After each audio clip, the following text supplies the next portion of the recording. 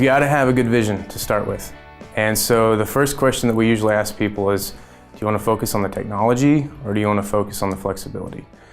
And as hard as it is to admit, the two don't necessarily go hand in hand. And in fact, we've seen that the more technology you put into a space, the less flexible it becomes.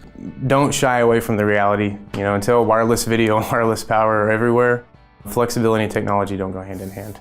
I always tell my team and the people that we consult with not to design towards a budget. That's usually the first thing that people say is, well, we've got X amount of dollars. What can you do for X amount of dollars? And I like to say, let's save that question for the end. Tell me what you want to do with the space.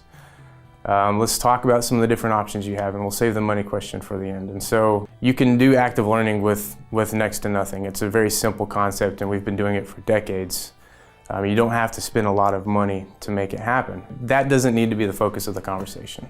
Everything has what we call the non-negotiables. So the active learning spaces that we have to have lots of writing surfaces, whether it be whiteboards or the whiteboard paint on the walls, or glass, or tabletops that have been finished, places for people to write. Some technology, not necessarily a lot of technology, but at least basic presentation.